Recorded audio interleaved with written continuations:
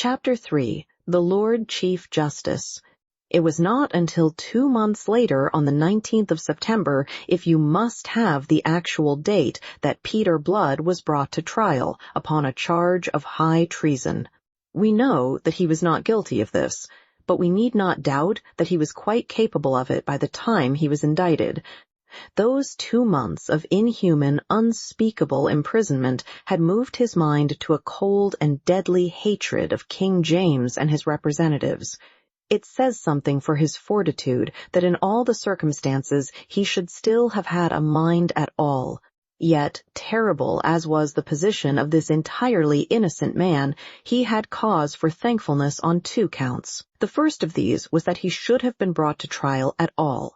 The second, that his trial took place on the date named, and not a day earlier.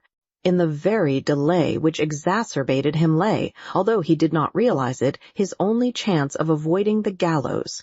Easily, but for the favor of fortune, he might have been one of those hailed on the morrow of the battle, more or less haphazard from the overflowing gale at Bridgewater, to be summarily hanged in the marketplace by the bloodthirsty Colonel Kirke. There was about the colonel of the Tangiers regiment a deadly dispatch which might have disposed in like fashion of all those prisoners, numerous as they were, but for the vigorous intervention of Bishop Muse, which put an end to the drumhead courts martial. Even so, in that first week after Sedgemoor, Kirke and Feversham contrived between them to put to death over 100 men after a trial so summary as to be no trial at all. They required human freights for the givets with which they were planting the countryside, and they little cared how they procured them or what innocent lives they took. What, after all, was the life of a clod? The executioners were kept busy with rope and chopper and cauldrons of pitch. I spare you the details of that nauseating picture. It is, after all, with the fate of Peter Blood that we are concerned, rather than with that of the Monmouth rebels. He survived to be included in one of those melancholy droves of prisoners who, chained in pairs, were marched from Bridgewater to Taunton. Those who were too sorely wounded to march were conveyed in carts, into which they were brutally crowded, their wounds undressed and festering. Many were fortunate enough to die upon the way. When Blood insisted upon his right to exercise his art so as to relieve some of this suffering, he was accounted importunate and threatened with a flogging. If he had one regret now, it was that he had not been out with Monmouth. That, of course, was illogical, but you can hardly expect logic from a man in his position. His chain companion on that dreadful march was the same Jeremy Pitt who had been the agent of his present misfortunes. The young shipmaster had remained his close companion after their common arrest. Hence, fortuitously, had they been chained together in the crowded prison where they were almost suffocated by the heat and the stench during those days of July, August, and September. Scraps of news filtered into the Gaol from the outside world. Some may have been deliberately allowed to penetrate. Of these was the tale of Monmouth's execution. It created profoundest dismay amongst those men who were suffering for the Duke and for the religious cause he had professed to champion. Many refused utterly to believe it. A wild story began to circulate that a man resembling Monmouth had offered himself up in the Duke's stead, and that Monmouth survived to come again in glory to deliver Zion and make war upon Babylon. Mr. Blood heard that tale with the same indifference with which he had received the news of Monmouth's death. But one shameful thing he heard in connection with this, which left him not quite so unmoved and served to nourish the contempt he was forming for King James. His Majesty had consented to see Monmouth. To have done so, unless he intended to pardon him, was a thing execrable and damnable beyond belief. For the only other object in granting that interview could be the evilly mean satisfaction of spurning the abject penitence of his unfortunate nephew. Later they heard that Lord Grey, who, after the Duke, indeed, perhaps before him, was the main leader of the rebellion, had purchased his own pardon for £40,000. Peter Blood found this of a piece with the rest. His contempt for King James blazed out at last. "Why, here's a filthy mean creature to sit on a throne. If I had known as much of him before as I know today, I don't doubt I should have given cause to be where I am now." And then, on a sudden thought, "And where will Lord Gildoy be, do you suppose?" he asked. Young Pitt, whom he addressed, turned towards him a face from which the ruddy tan of the sea had faded almost completely during those months of captivity. His gray eyes were round and questioning. Blood answered him. "Sure now, we've never seen his lordship since that day at Oglethorpe's, and where are the other gentry that were taken, the real leaders of this plaguey rebellion?" Gray's case explains their absence, I think. They are wealthy men that can ransom themselves. Here, awaiting the gallows, are none but the unfortunates who followed. Those who had the honor to lead them go free. It's a curious and instructive reversal of the usual way of these things. Faith, it's an uncertain world entirely. He laughed and settled down into that spirit of scorn, wrapped in which he stepped later into the great hall of Taunton Castle to take his trial. With him went Pitt and the yeoman Baines. The three of them were to be tried together, and their case was to open the proceedings of that ghastly day. The hall, even to the galleries, thronged with spectators, most of whom were ladies, was hung in scarlet. A pleasant conceit, this, of the Lord Chief Justice's, who, naturally enough, preferred the color that should reflect his own bloody mind. At the upper end, on a raised dais, sat the Lords Commissioners, the 5 judges in their scarlet robes and heavy dark periwigs, Baron Jeffreys of Wem enthroned in the middle place. The prisoners filed in under guard. The crier called for silence under pain of imprisonment, and as the hum of voices gradually became hushed, Mr. Blood considered with interest the 12 good men and true that composed the jury. Neither good nor true did they look. They were scared, uneasy, and hangdog as any set of thieves caught with their hands in the pockets of their neighbors. They were 12 shaken men, each of whom stood between the sword of the Lord Chief Justice's recent bloodthirsty charge and the wall of his own conscience. From them, Mr. Blood's calm, deliberate glance passed on to consider the Lords Commissioners, and particularly the presiding judge, that Lord Jeffreys, whose terrible fame had come ahead of him from Dorchester. He beheld a tall, slight man on the young side of 40, with an oval face that was delicately beautiful. There were dark stains of suffering or sleeplessness under the low-lidded eyes, heightening their brilliance and their gentle melancholy. The face was very pale, save for the vivid color of the full lips and the hectic flush on the rather high but inconspicuous cheekbones. It was something in those lips that marred the perfection of that countenance. A fault, elusive but undeniable, lurked there to belie the fine sensitiveness of those nostrils, the tenderness of those dark, liquid eyes, and the noble calm of that pale brow.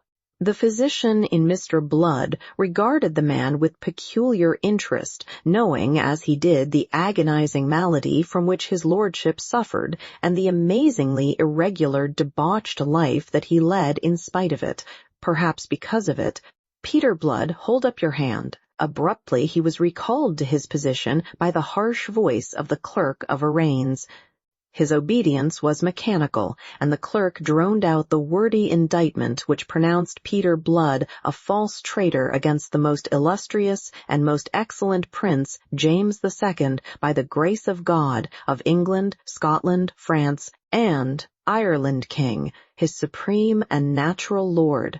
It informed him that, having no fear of God in his heart, but being moved and seduced by the instigation of the devil, he had failed in the love and true and due natural obedience towards his said lord the king, and had moved to disturb the peace and tranquillity of the kingdom, and to stir up war and rebellion to depose his said lord the king from the title, honor, and the regal name of the imperial crown, and much more of the same kind, at the end of all of which he was invited to say whether he was guilty or not guilty. He answered more than was asked.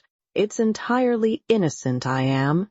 A small, sharp-faced man at a table before and to the right of him bounced up. It was Mr. Pollexfen, the judge advocate. "Are you guilty or not guilty?" snapped this peppery gentleman. "You must take the words." "Words, is it?" said Peter Blood. "Oh, not guilty." And he went on, addressing himself to the bench. "On this same subject of words, may it please your lordships, I am guilty of nothing to justify any of those words I have heard used to describe me, unless it be of a want of patience at having been closely confined for 2 months and longer in a fetid gaol with great peril to my health and even life." Being started, he would have added a deal more, but at this point the Lord Chief Justice interposed in a gentle, rather plaintive voice. "Look you, sir, because we must observe the common and usual methods of trial, I must interrupt you now. You are no doubt ignorant of the forms of law?" "Not only ignorant, my lord, but hitherto most happy in that ignorance. I could gladly have forgone this acquaintance with them." A pale smile momentarily lightened the wistful countenance. "I believe you. You shall be fully heard when you come to your defense, but anything you say now is altogether irregular and improper." And heartened by that apparent sympathy and consideration, Mr. Blood answered thereafter, as was required of him, that he would be tried by God and his country. Whereupon, having prayed to God to send him a good deliverance, the clerk called upon Andrew Baines to hold up his hand and plead. From Baines, who pleaded not guilty, the clerk passed on to Pitt, who boldly owned his guilt. The Lord Chief Justice stirred at that. "Come, that's better," quoth he, and his 4 scarlet brethren nodded. If all were as obstinate as his 2 fellow rebels, there would never be an end. After that ominous interpolation, delivered with an inhuman iciness that sent a shiver through the court, Mr. Pollexfen got to his feet. With great prolixity he stated the general case against the 3 men, and the particular case against Peter Blood, whose indictment was to be taken first. The only witness called for the king was Captain Hobart. He testified briskly to the manner in which he had found and taken the 3 prisoners, together with Lord Gildoy. Upon the orders of his colonel, he would have hanged Pitt out of hand, but was restrained by the lies of the prisoner, Blood, who led him to believe that Pitt was a peer of the realm and a person of consideration. As the captain's evidence concluded, Lord Jeffreys looked across at Peter Blood. "Will the prisoner Blood ask the witness any questions?" "None, my lord. He has correctly related what occurred." "I am glad to have your admission of that without any of the prevarications that are usual in your kind. And I will say this, that here prevarication would avail you little, for we always have the truth in the end, be sure of that." Baines and Pitt similarly admitted the accuracy of the captain's evidence, whereupon the scarlet figure of the Lord Chief Justice heaved a sigh of relief. "This being so, let us get on, in God's name, for we have much to do." There was now no trace of gentleness in his voice. It was brisk and rasping, and the lips through which it passed were curved in scorn. "I take it, Mr. Pollexfen, that the wicked treason of these 3 rogues being established, indeed admitted by them, there is no more to be said." Peter Blood's voice rang out crisply, on a note that almost seemed to contain laughter. "May it please your lordship, but there's a deal more to be said." His lordship looked at him, first in blank amazement at his audacity, then gradually with an expression of dull anger. The scarlet lips fell into unpleasant, cruel lines that transfigured the whole countenance. "How now, rogue? Would you waste our time with idle subterfuge? I would have your lordship and the gentlemen of the jury hear me on my defense, as your lordship promised that I should be heard." "Why, so you shall, villain, so you shall." His lordship's voice was harsh as a file. He writhed as he spoke, and for an instant his features were distorted. A delicate, dead-white hand, on which the veins showed blue, brought forth a handkerchief with which he dabbed his lips and then his brow. Observing him with his physician's eye, Peter Blood judged him a prey to the pain of the disease that was destroying him. So you shall. But after the admission made, what defense remains? You shall judge, my lord. That is the purpose for which I sit here. And so shall you, gentlemen. Blood looked from judge to jury. The latter shifted uncomfortably under the confident flash of his blue eyes. Lord Jeffreys's bullying charge had whipped the spirit out of them. Had they, themselves, been prisoners accused of treason, he could not have arraigned them more ferociously. Peter Blood stood boldly forward, erect, self-possessed, and saturnine. He was freshly shaven, and his periwig, if out of curl, was at least carefully combed and dressed. Captain Hobart has testified to what he knows, that he found me at Oglethorpe's farm on the Monday morning after the battle at Weston. But he has not told you what I did there. Again the judge broke in. Why? What should you have been doing there in the company of rebels, 2 of whom, Lord Gildoy and your fellow there, have already admitted their guilt? That is what I beg leave to tell your lordship. I pray you do, and in God's name be brief, man. For if I am to be troubled with the say of all you traitor dogs, I may sit here until the spring assizes. I was there, my lord, in my quality as a physician, to dress Lord Gildoy's wounds. What's this? Do you tell us that you are a physician? A graduate of Trinity College, Dublin. Good God! Cried Lord Jeffreys, his voice suddenly swelling, his eyes upon the jury. What an impudent rogue is this? You heard the witness say that he had known him in Tangiers some years ago, and that he was then an officer in the French service. You heard the prisoner admit that the witness had spoken the truth. Why, so he had. Yet what I am telling you is also true, so it is. For some years I was a soldier, but before that I was a physician, and I have been one again since January last, established in Bridgewater, as I can bring 100 witnesses to prove. There's not the need to waste our time with that.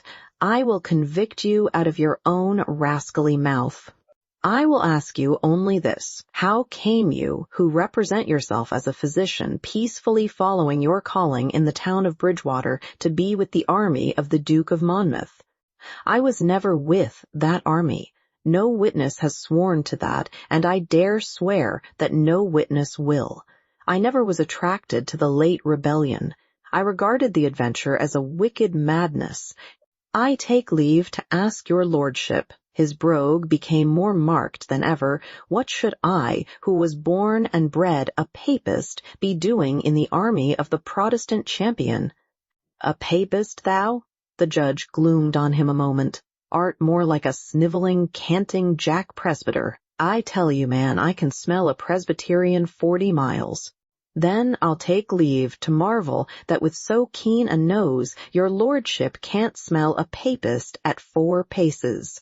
There was a ripple of laughter in the galleries, instantly quelled by the fierce glare of the judge and the voice of the crier.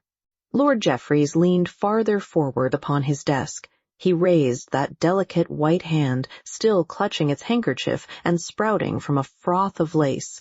"We'll leave your religion out of account for the moment, friend," said he, "but mark what I say to you."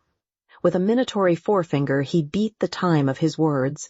Know, friend, that there is no religion a man can pretend to, can give a countenance to lying. Thou hast a precious immortal soul, and there is nothing in the world equal to it in value. Consider that the great God of heaven and earth, before whose tribunal thou and we and all persons are to stand at the last day, will take vengeance on thee for every falsehood, and justly strike thee into eternal flames.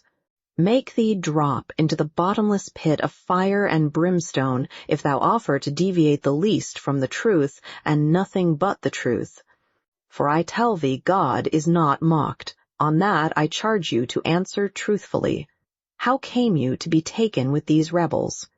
Peter Blood gaped at him a moment in consternation. The man was incredible, unreal, fantastic, a nightmare judge.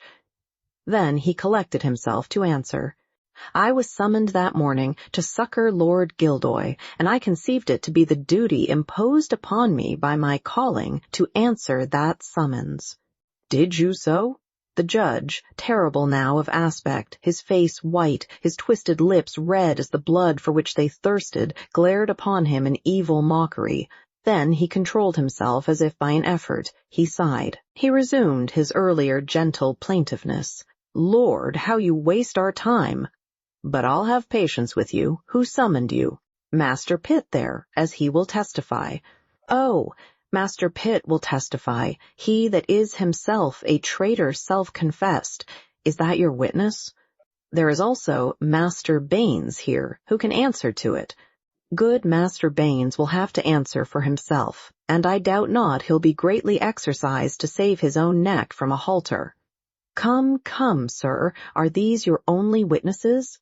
"I could bring others from Bridgewater, who saw me set out that morning upon the crupper of Master Pitt's horse."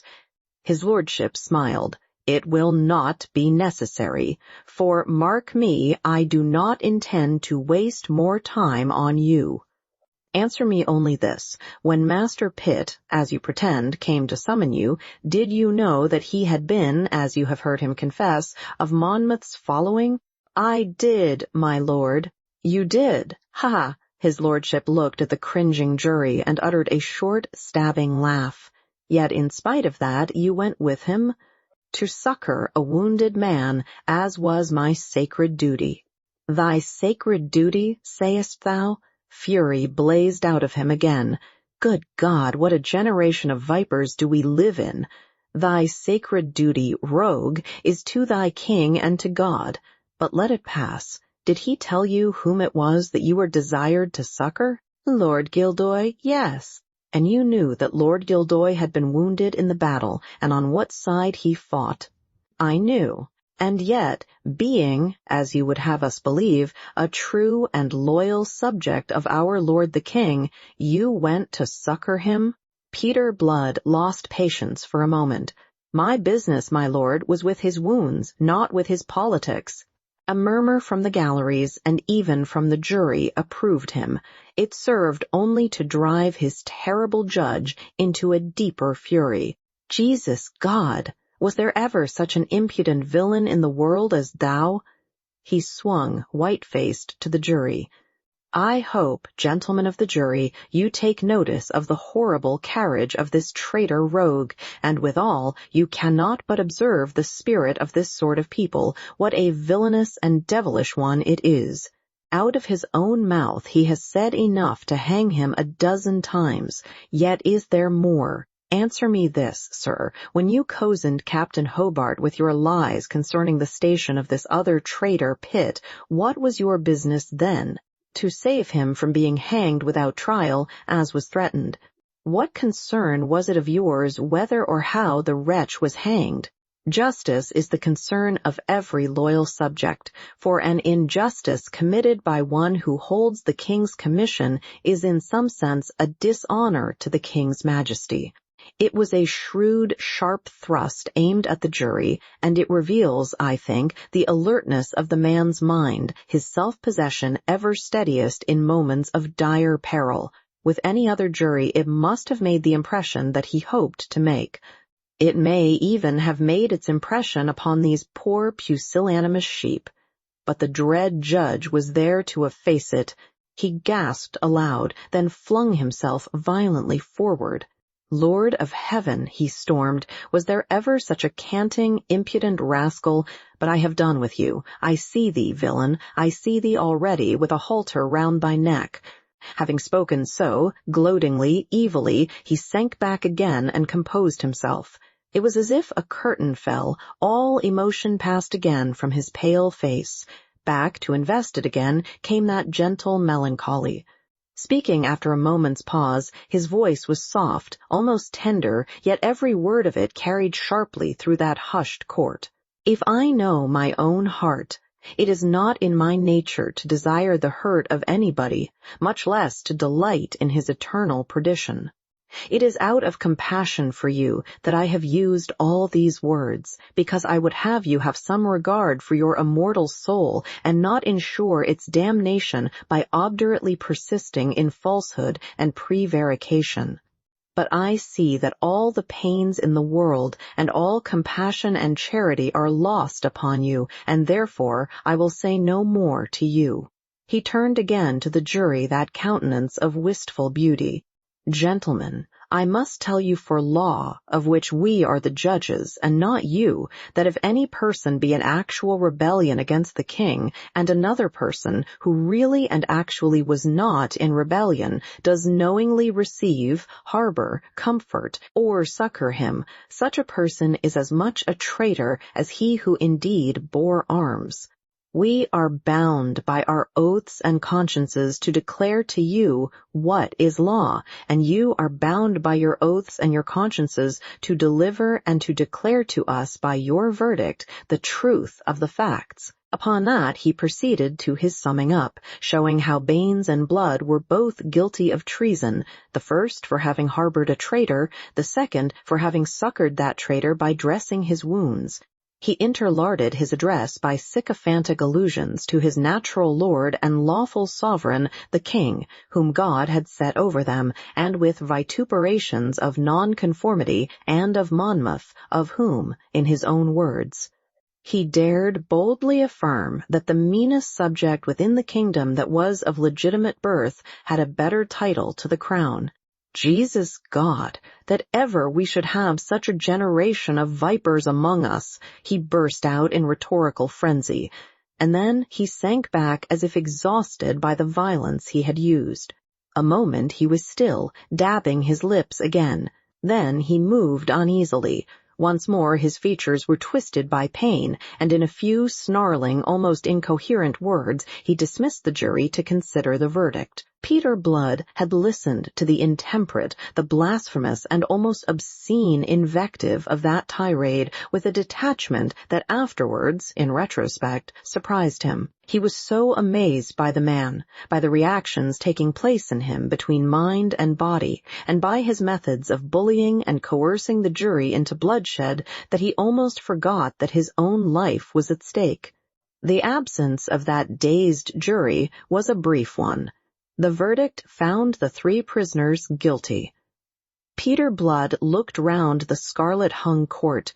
For an instant that foam of white faces seemed to heave before him.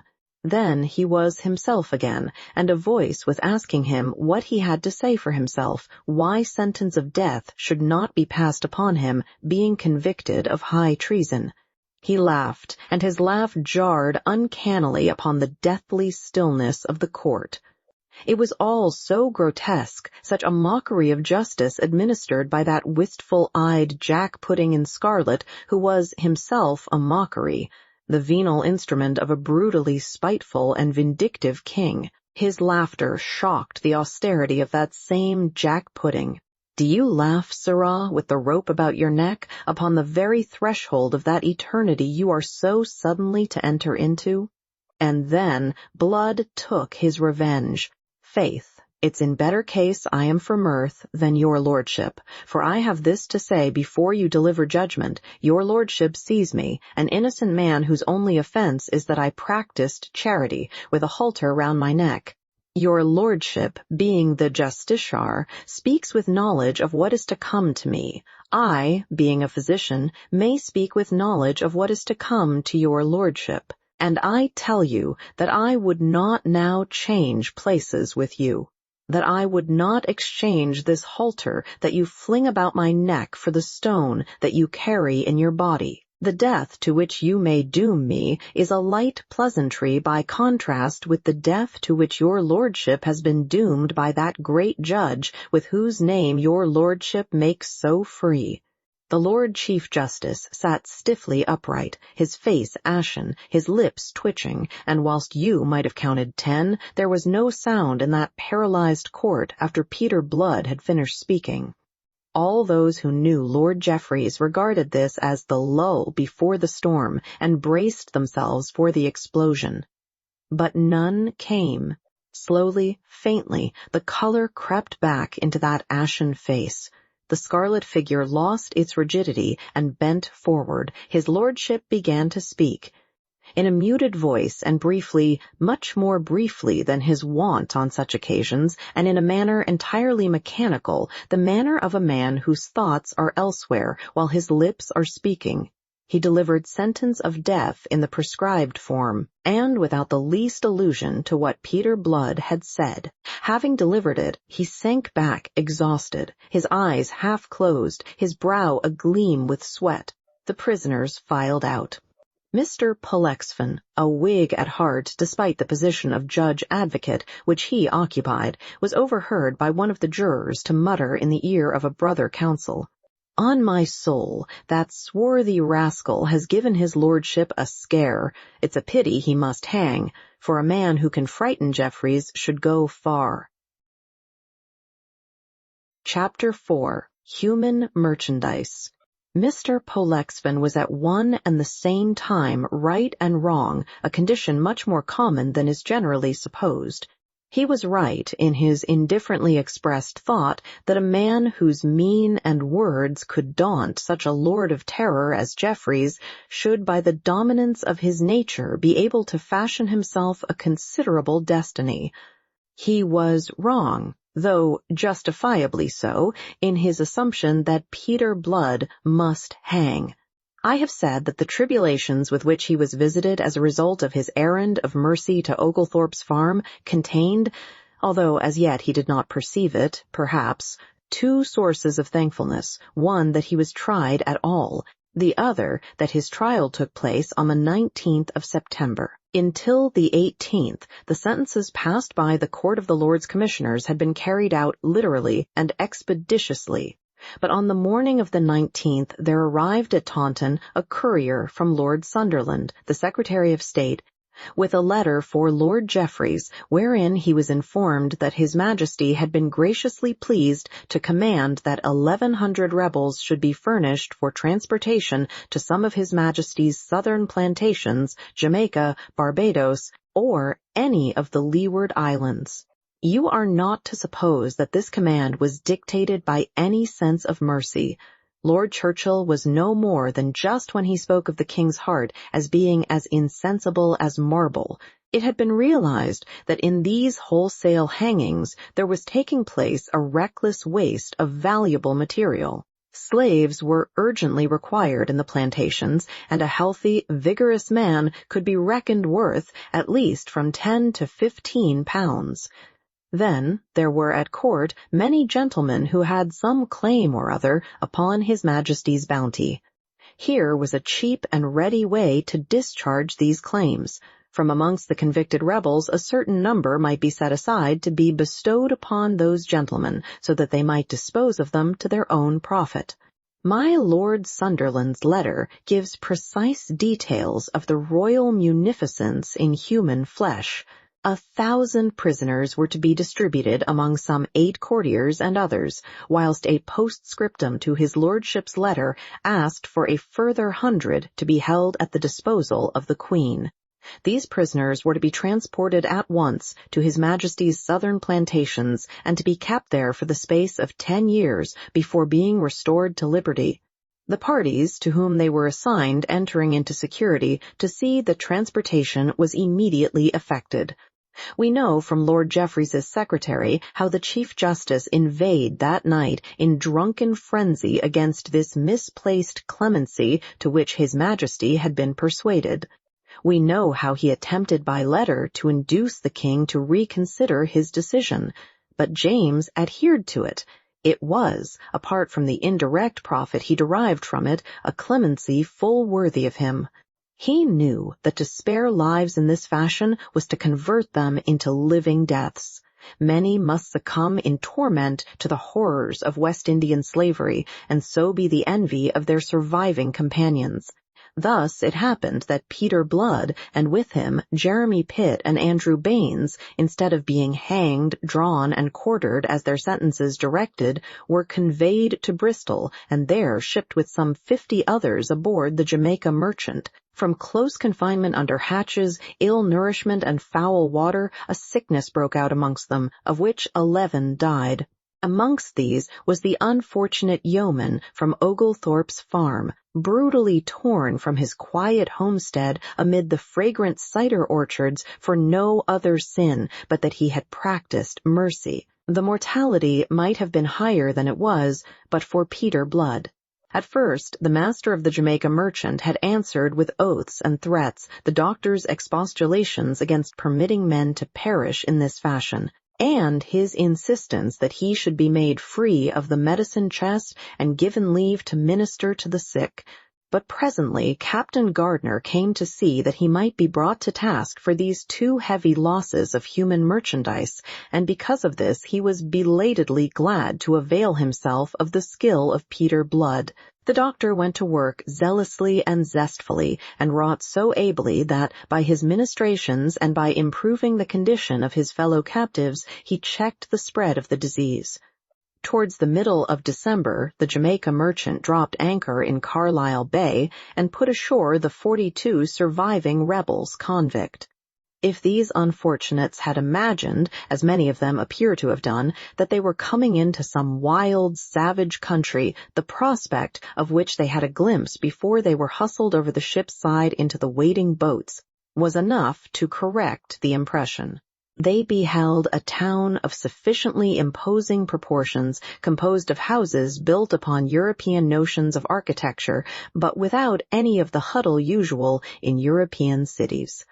The spire of a church rose dominantly above the red roofs. A fort guarded the entrance of the wide harbor with guns thrusting their muzzles between the crenels, and the wide facade of Government House revealed itself dominantly placed on a gentle hill above the town. This hill was vividly green, as is an English hill in April, and the day was such a day as April gives to England, the season of heavy rains being newly ended.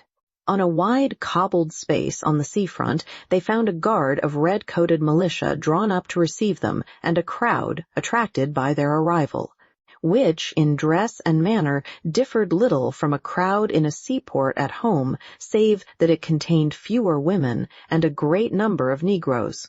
To inspect them, drawn up there on the mole, came Governor Steed, a short, stout, red-faced gentleman in blue taffetas burdened by a prodigious amount of gold lace, who limped a little and leaned heavily upon a stout ebony cane. After him, in the uniform of a colonel of the Barbados militia, rolled a tall, corpulent man who towered head and shoulders above the governor, with malevolence plainly written on his enormous yellowish countenance. At his side, and contrasting oddly with his grossness, moving with an easy, stripling grace, came a slight young lady in a modish riding gown. The broad brim of a gray hat with scarlet sweep of ostrich plume shaded an oval face upon which the climate of the Tropic of Cancer had made no impression, so delicately fair was its complexion. Ringlets of red-brown hair hung to her shoulders. Frankness looked out from her hazel eyes, which were set wide. Commiseration repressed now the mischievousness that normally inhabited her fresh young mouth. Peter Blood caught himself staring in a sort of amazement at that piquant face, which seemed here so out of place, and finding his stare returned, he shifted uncomfortably. He grew conscious of the sorry figure that he cut. Unwashed, with rank and matted hair, and a disfiguring black beard upon his face, and the erstwhile splendid suit of black camlet in which he had been taken prisoner, now reduced to rags that would have disgraced a scarecrow, he was in no case for inspection by such dainty eyes as these. Nevertheless, they continued to inspect him with round-eyed, almost childlike wonder and pity. Their owner put forth a hand to touch the scarlet sleeve of her companion, whereupon, with an ill-tempered grunt, the man swung his great bulk round so that he directly confronted her. Looking up into his face, she was speaking to him earnestly, but the colonel plainly gave her no more than the half of his attention.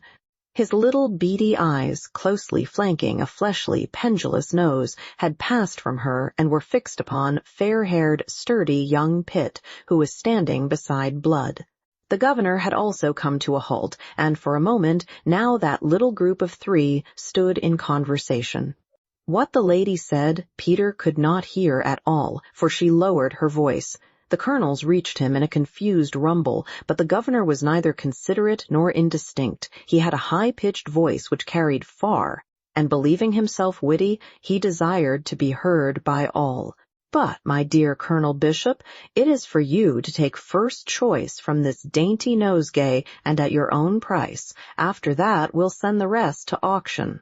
Colonel Bishop nodded his acknowledgment. He raised his voice in answering.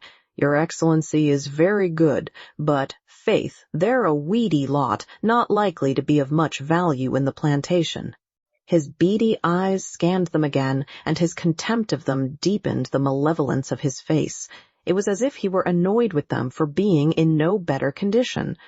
Then he beckoned forward Captain Gardner, the master of the Jamaica merchant, and for some minutes stood in talk with him over a list which the latter produced at his request. Presently he waved aside the list and advanced alone towards the rebels, convict, his eyes considering them, his lips pursed. Before the young Somersetshire shipmaster he came to a halt and stood an instant pondering him. Then he fingered the muscles of the young man's arm and bade him open his mouth that he might see his teeth. He pursed his coarse lips again and nodded. He spoke to Gardner over his shoulder. £15 for this one. The captain made a face of dismay. £15! It isn't half what I meant to ask for him. It is double what I had meant to give, grunted the colonel. But he would be cheap at £30, your honor. I can get a Negro for that.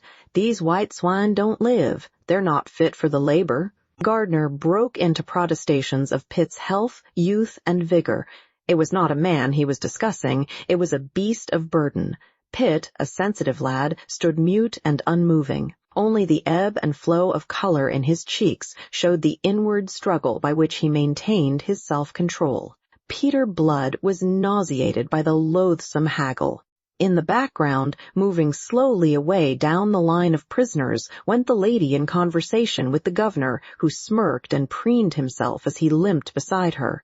She was unconscious of the loathly business the colonel was transacting. Was she, wondered Blood, indifferent to it? Colonel Bishop swung on his heel to pass on. "I'll go as far as £20, not a penny more, and it's twice as much as you are like to get from Crabston." Captain Gardner, recognizing the finality of the tone, sighed and yielded. Already Bishop was moving down the line. For Mr. Blood, as for a weedy youth on his left, the colonel had no more than a glance of contempt. But the next man, a middle-aged colossus named Wolverstone, who had lost an eye at Sedgemoor, drew his regard, and the haggling was recommenced. Peter Blood stood there in the brilliant sunshine and inhaled the fragrant air, which was unlike any air that he had ever breathed.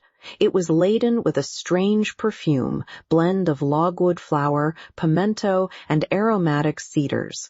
He lost himself in unprofitable speculations born of that singular fragrance. He was in no mood for conversation, nor was Pitt, who stood dumbly at his side, and who was afflicted mainly at the moment by the thought that he was at last about to be separated from this man with whom he had stood shoulder to shoulder throughout all these troublous months, and whom he had come to love and depend upon for guidance and sustenance. A sense of loneliness and misery pervaded him, by contrast with which all that he had endured seemed as nothing. To Pitt, this separation was the poignant climax of all his sufferings. Other buyers came and stared at them and passed on. Blood did not heed them. And then, at the end of the line, there was a movement. Gardner was speaking in a loud voice, making an announcement to the general public of buyers that had waited until Colonel Bishop had taken his choice of that human merchandise. As he finished, Blood, looking in his direction, noticed that the girl was speaking to Bishop and pointing up the line with a silver-hilted riding-whip she carried. Bishop shaded his eyes with his hand to look in the direction in which she was pointing. Then, slowly, with his ponderous, rolling gait, he approached again, accompanied by Gardner, and followed by the lady and the governor. On they came until the colonel was abreast of Blood. He would have passed on, but that the lady tapped his arm with her whip. "But this is the man I meant," she said. "This one?" Contempt rang in the voice. Peter Blood found himself staring into a pair of beady brown eyes sunk into a yellow, fleshly face like currants into a dumpling. He felt the color creeping into his face under the insult of that contemptuous inspection. Bah, a bag of bones. What should I do with him? He was turning away when Gardner interposed. "He may be lean, but he's tough and healthy. When half of them was sick and the other half sickening, this rogue kept his legs and doctored his fellows. But for him, there'd have been more deaths than there was. Say £15 for him, Colonel. That's cheap enough. He's tough, I tell your honor, tough and strong, though he be lean, and he's just the man to bear the heat when it comes. The climate'll never kill him." There came a chuckle from Governor Steed. "You hear, Colonel? Trust your niece. Her sex knows a man when it sees one," and he laughed, well pleased with his wit. But he laughed alone. A cloud of annoyance swept across the face of the colonel's niece, whilst the colonel himself was too absorbed in the consideration of this bargain to heed the governor's humor. He twisted his lip a little, stroking his chin with his hand the while. Jeremy Pitt had almost ceased to breathe. "I'll give you £10 for him," said the colonel at last. Peter Blood prayed that the offer might be rejected. For no reason that he could have given you, he was taken with repugnance at the thought of becoming the property of this gross animal, and in some sort the property of that hazel-eyed young girl. But it would need more than repugnance to save him from his destiny. A slave is a slave, and has no power to shape his fate. Peter Blood was sold to Colonel Bishop, a disdainful buyer, for the ignominious sum of £10.